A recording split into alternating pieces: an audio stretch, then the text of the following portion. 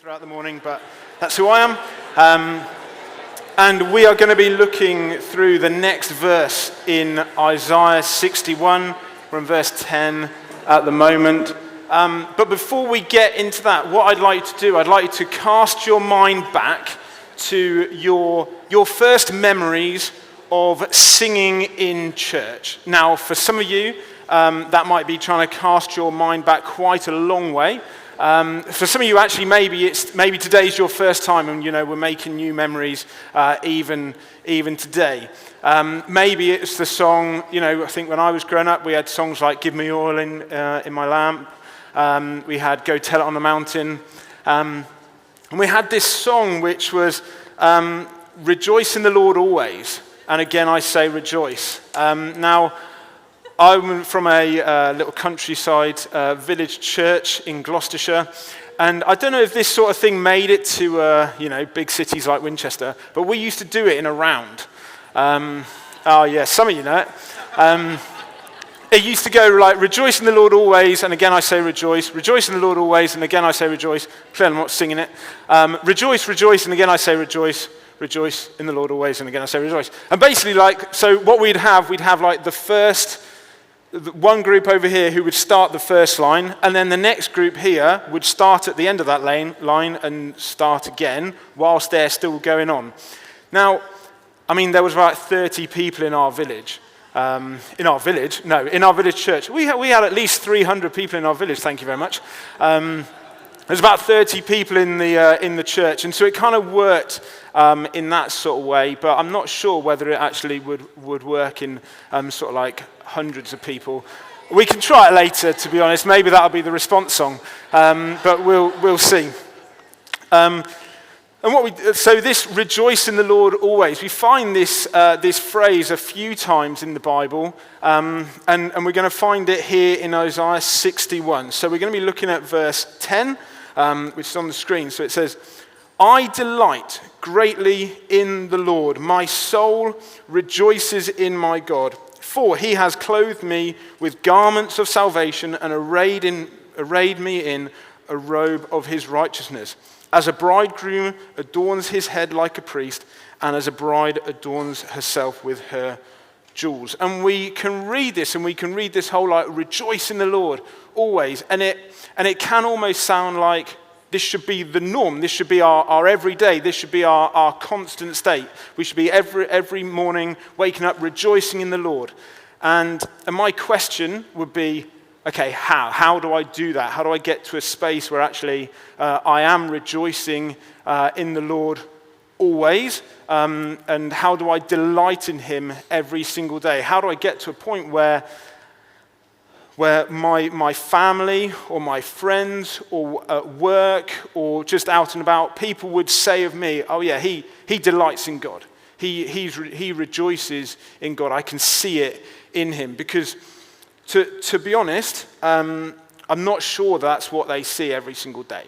I think probably I'm too swayed by what's going on in my, the physical circumstances that I find myself in. And what we're going to talk about a bit today is how actually our delight can't just be in our physical circumstances, but in our spiritual circumstances. That's what it's got to be. So our delight is not in our physical circumstances, but in our spiritual circumstances. Today we're going to look at what Jesus calls life to the full. We're going to look at what the Christian walk is like on a daily basis. If you're new to us or you're just looking in on Christianity, then actually this is going to be helpful for you as well, because you need to know that actually we'll never get to a state of delighting in God if all we're doing is leapfrogging from Sunday to Sunday, just surviving on these few hours that we have together on a Sunday morning. And actually God doesn't want us to just survive. He wants us to thrive throughout the week in whatever situation we find ourselves. He doesn't want our young people to just survive their teenage years. He wants them to thrive. He wants them to actually to know that there is a life that they can live to the very full, to actually live in freedom and not in fear. He wants that for you parents as well. He wants you to thrive. He wants you to live in the freedom and not in fear. He wants us all to know that each day there's a joy of God speaking to us, of us partnering with him to reach the world around us, to know his voice and his love throughout the week. Delighting in God can't just be a Sunday experience. He wants more for you and he wants more for us. So as we look back at this verse, there's this almost like a paradox, a mystery. There's a balance to be struck. How can I delight greatly in the Lord?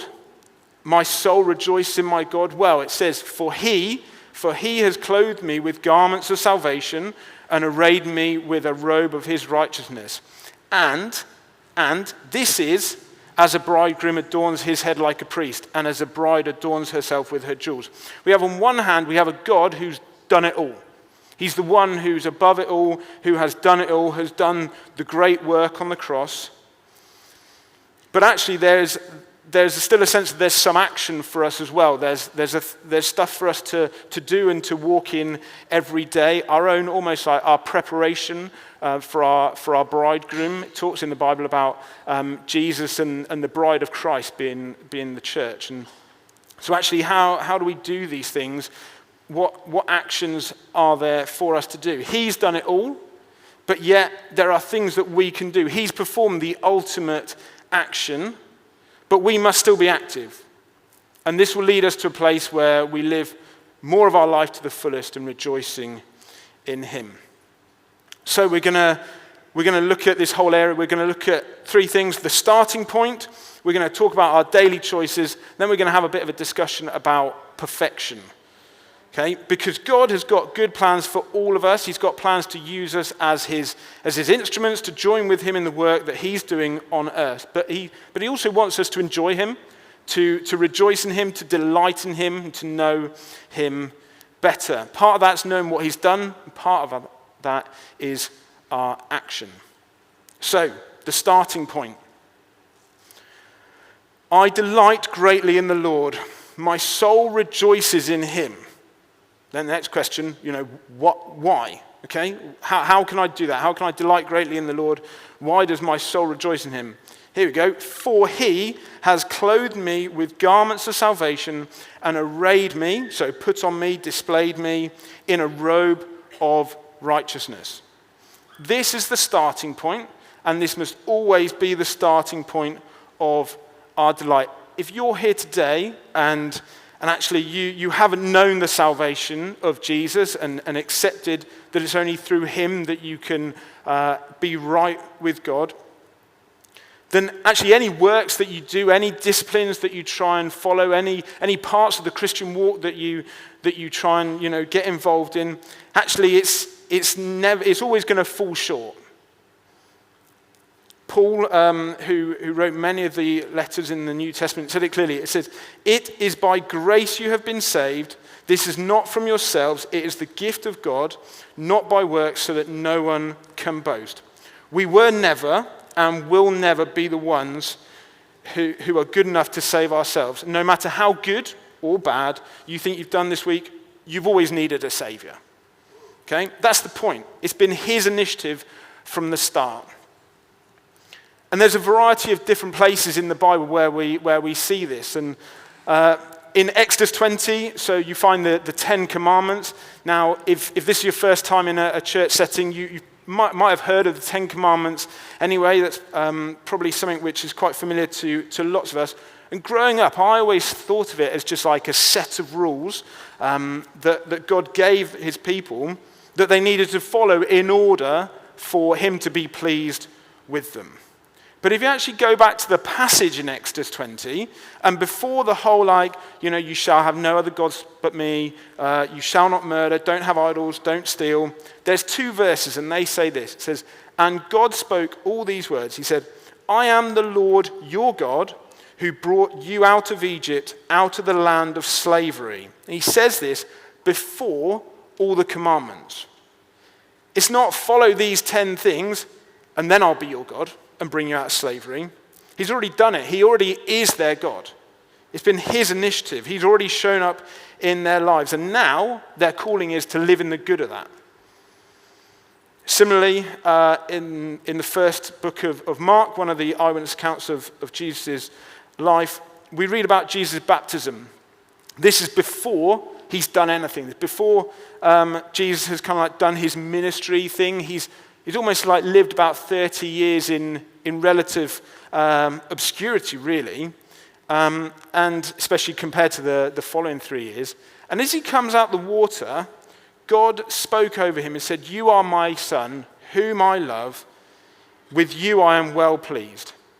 And for those of us now who are in Christ, who have trusted in his death on the cross, that we may come to know God as our Father, before we do anything, before we serve in any way, before we have read the Bible cover to cover, and before we've worked out what God's plan is for our week, actually God says to you, "You are my son, you are my daughter, I'm well pleased with you. I'm proud of you, I rejoice over you, I love you, I delight in you." And we only love because he first loved us. We can only rejoice because he first rejoices over us. We only delight because he first delights in us. Anything that we do must come from this place. Our starting point is because of his starting point. And when moments come when we find it hard to rejoice in God, to delight in him, and I'll read this word for word as I've written it here, before we did worship, basically, says we must return to the starting point, back to the heart of worship, where it's all about him.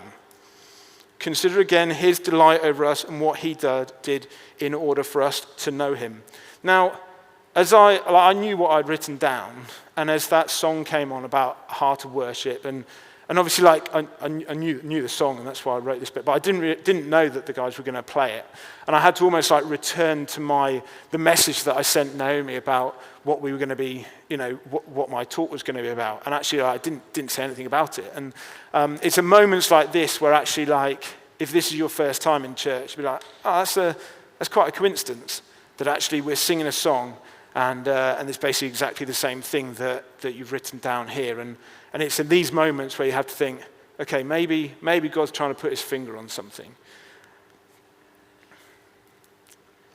What I'd like us to do, I'd like us to just pause for a minute, and you're going to have to just go with me on this, and I want us to consider the love of the great Father who delights over us, who made a way, who called us when we were far off and brought us to himself. He who loved us first, who is rejoicing over us, and as we spend time dwelling on his truth, our hearts change. If you're comfortable, I'd like you to just close your eyes. It'll just literally be like 30 seconds. I want you to think about this God and what he sees in you. I'd like you to ask him a question. God, is there anything that you want to tell me today?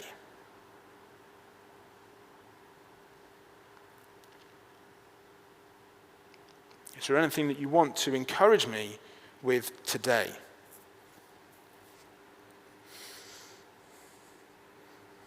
And whatever thing that was, you can open your eyes now. Whatever that thing was that all of a sudden, suddenly you thought about, I want you to hold on to it, actually, because God's a God who speaks to us. God's a God who wants to interact with us. And actually, sometimes it is just us just taking a moment and just stopping, reflecting, okay, God, what do you want to say to me? And it might just be a thought in your mind, might just be a picture, might be something, but almost it's grabbing onto that with faith. Okay, what is it? What is it, Lord? Okay, so our starting point in the Christian walk must be that God first loved us. It's his initiative that anything we do is as a result of the great thing that Jesus has already done for us. And we come on to the daily choice. He has clothed me with garments of salvation, and he has arrayed me in a robe of his righteousness. But at the same time, this is also as a bridegroom adorns his head like a priest, and as a bride adorns herself with her jewels. God has, in his grace, given us all that we need, for all eternity, that we could stand before God right with him, knowing that our sin is now no longer held against us. It's all his work. However, there are still things that we can do to almost like prepare ourselves for that great day when we will see him face to face. There are still choices that we can make every day, the actions that we take. There's the here and now. It's not about what's to come. There's a life, an adventure for us to step into now. A wise man once told me that it's not pie in the sky when you die, it's steak on the plate while you wait. And he was a wise man. Okay, we'll find it hard to rejoice if all the thing that we're hoping for is just heaven. And we're just hoping for that day over there. But actually, there is things, there's fruit for us here and now. There's an adventure with God to step into. There's a life worth living for him. Now, the analogy that we are presented with here is, in the text, is the bridegroom and the bride, and they're almost like they're both preparing themselves for the wedding. But what it also does, this whole wedding analogy, it points us and it directs our thoughts and attention to the New Testament, where it talks about Jesus and his bride, the church, so us. The bride he's coming back for.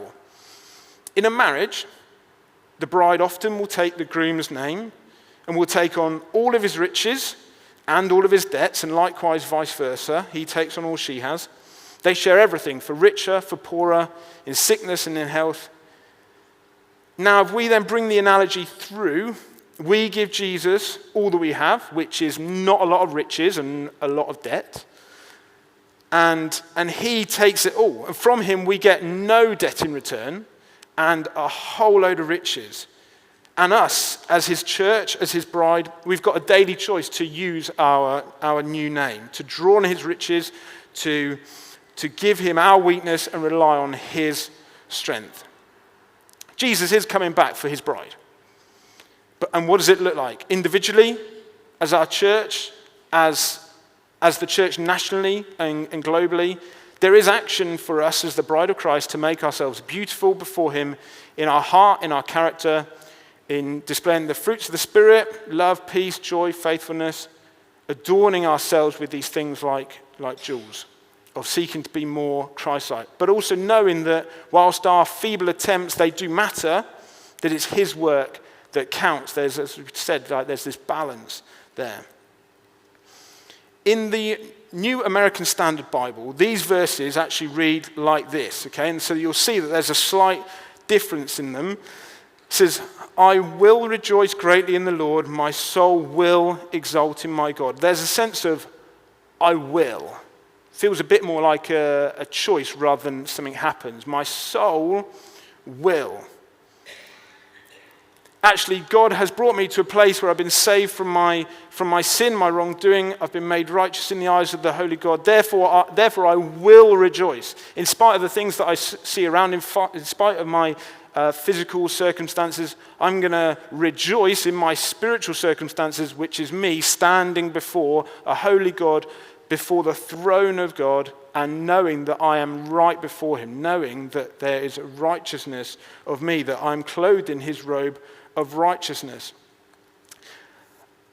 I'm going to choose to recall what he's done for me, what he's won for me on the cross. I will choose to keep walking by faith, keep running the race, even when it's hard.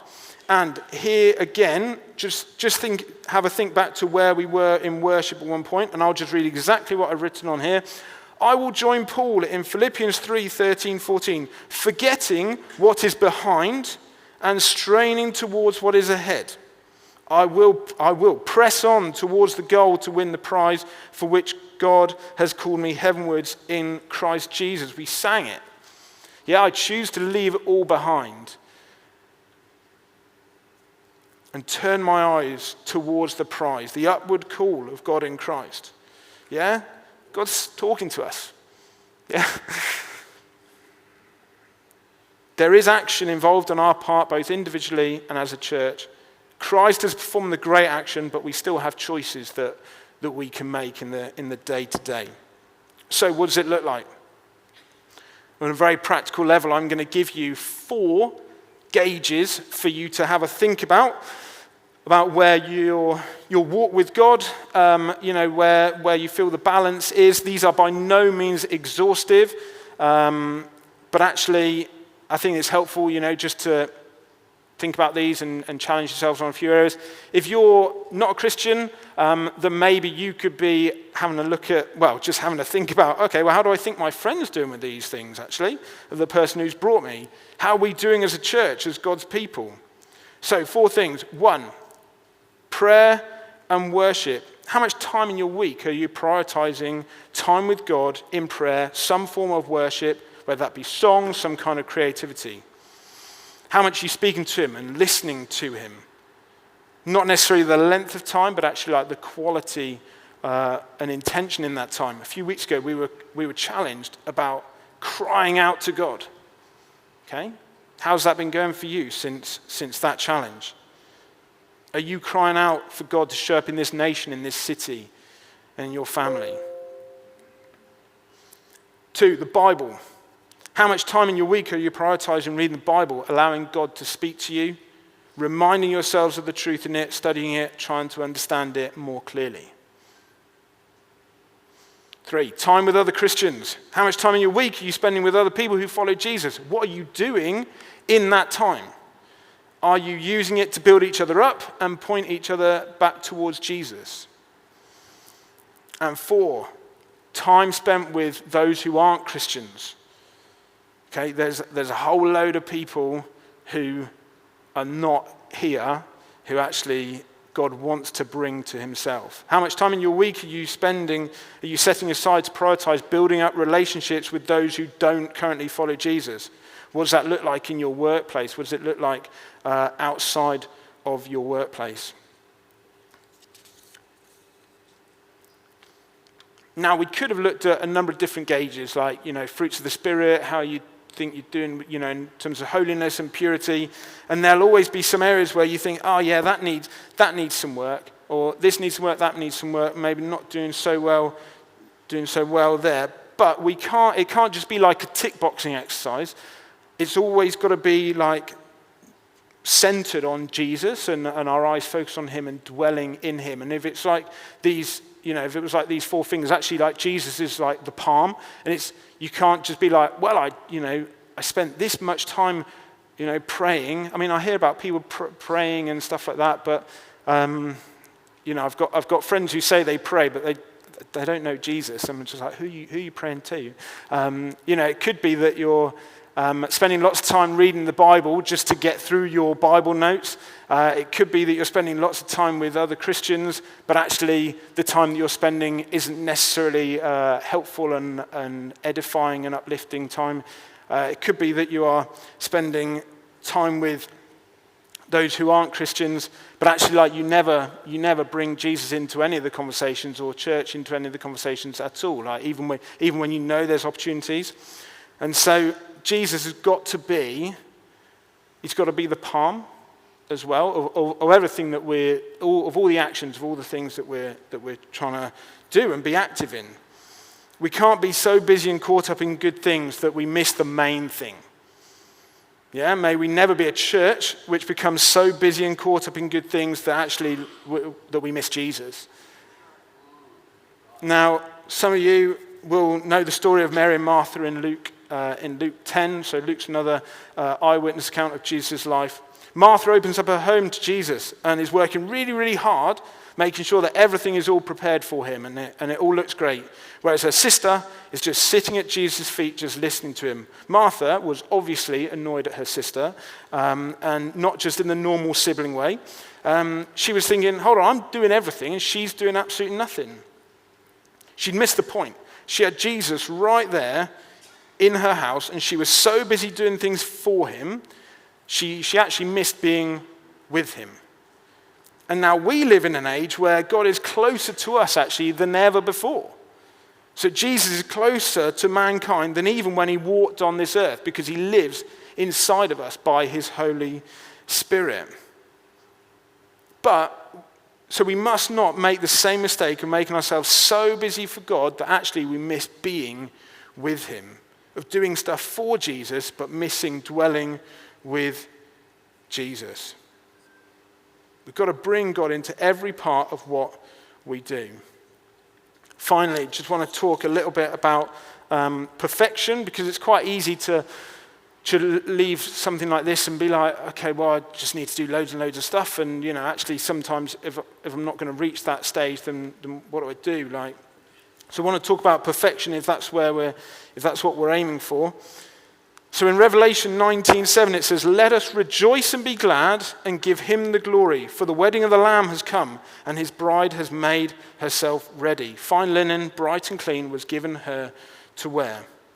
We've got this sense of rejoicing and being glad in God. We have the bride who represents us as the church, making herself ready for the wedding of the Lamb, for the groom, for Jesus. There is action in her making herself ready, but that comes from her putting on this fine linen, bright and clean, which actually has been given to her. So there's this like, okay, well, there's the both and. She's making herself ready, there's an action, but it's not her initiative. She's been given it. And I want you to note that it doesn't say that the bride made herself perfect. I looked through all of the translations, I Googled all the translations, and in all of them, it either said she made herself ready, or it said that she prepared herself. At no point did it say that the bride made herself perfect. We live in an area where there is a lot of high achievement, and it can lead to a real desire for perfection, whether that be for work, relationships, family. There can often be a culture of a desire to be perfect, for there to be high achievement across the board for our family, academically, sporting achievements, jobs, finances, houses, you name it. Whilst it's good to aspire for good things, it's sometimes worth checking our hearts on these matters, especially when you live in a place like we do. Where's our focus? Is it on stewarding the gifts that God has given us? Or is it through actually a sense of comparison with those around us? Perfection cannot be the end goal because it isn't attainable for us. We'll find ourselves being unable to rejoice in the things which are happening right now. Last week, Man City completed the treble, which in men's football is that they won the Premier League, the FA Cup, the Champions League. It's only happened once before. Now, in one of their manager's first press conferences after the game, he was asked, "How are you going to go again next season?" Like, the guys just won it all, basically, and their first question is like, okay, what next? How are you going to improve on this? If we see, they're not allowing him to enjoy where he is at the moment. And if we do the same thing, if we see perfection as the end goal, then we won't rejoice in what God's done and is doing in us. God is doing some really great things in our church. God is moving in people's lives, and the landscape of the church that I stand before looking at, it's transforming. And whilst it's good to keep on pressing on and looking for where God's leading us next, let's also delight in what God is doing right now in people's lives. We've got to allow ourselves not to be perfect and get everything right all the time as a church and as an individual. Actually, it's in our imperfections that God shines through. That's the image that is conjured up when we think about kintsugi pottery, which is mending broken pots with gold or silver, and the result ends up actually even more beautiful than before it was broken. It's in your imperfections that God shines through, that people see God's power at work, that they see his light shining through. And maybe you've had moments when you think that everything's really going well in your relationship with God, and then all of a sudden you mess up. Or you suddenly start drifting a bit, finding life tough, tiring, overwhelming, and suddenly I'm just rubbish at this, actually. I've let God down, I'm a terrible Christian, I've messed up again, I'm not perfect. Well, yeah, you're not perfect. You need a savior. That's the point. God isn't calling you to be perfect.